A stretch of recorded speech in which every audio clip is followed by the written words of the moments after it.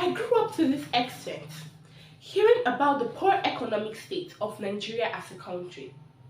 Recently, instead of things getting any better, things happen to be getting even more worse. I want to believe that the economic status of Nigerian citizens have shifted downward or negatively. Only the super rich remain in their class. Let me explain. The rich are now average class. The average or middle class are now low class. The low class are now the poorer of the poorest, and the wretched are now the destitute. Let me speak my mind. The essence of the fuel subsidy removal, as Nigerians were meant to believe, was to redirect unaccounted and stolen oil monies back into the economy.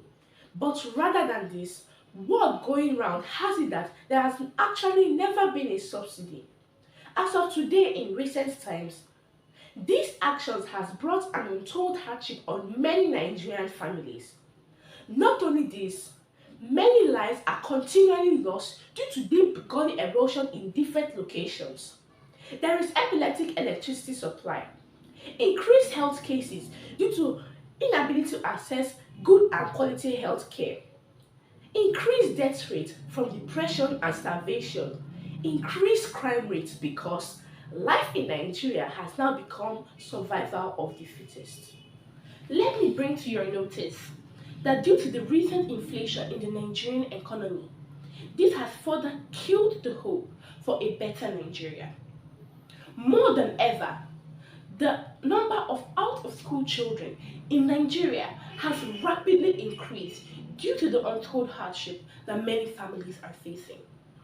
Earlier this year, the United Nations Children Emergency Funds estimated the number of out-of-school children to be in Nigeria to be over 20 million. And the Universal Basic Education Commission disputed it. Why? What do they stand to gain? Even when we see school children roaming around the streets when they ought to be in school. For example, a social media influencer, Lord Zeus 101, recently rescued an out-of-school child called Smolly Wiper. This is not the first time he has done this. He also rescued a primary school girl and registered her in Dell, one of the most expensive schools in Delta State, Asaba. He is not the only person doing such. Others like Pastor Chibuzo of OPM Ministries in Port Harcourt, Nigeria, who has a free school for out-of-school children where he provides them with free education, free books, free uniforms, free feeding. Others like Regina Daniels and so many more which we do not even know about. Yet, the number seems never ending. Just like we acknowledge the good works of these influencers and celebrities, we are also noting the bad governmental policies which do not favor children.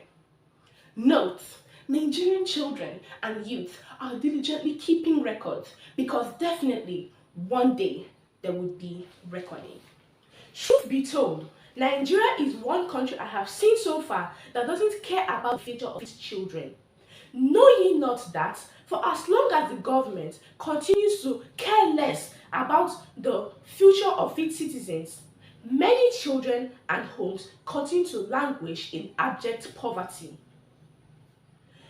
We call out on the international bodies and nations to help in rescuing Nigerian citizens, or at least be more lenient with their rules for emigration, so that people can move to a better clime, because many children are dying out of hunger.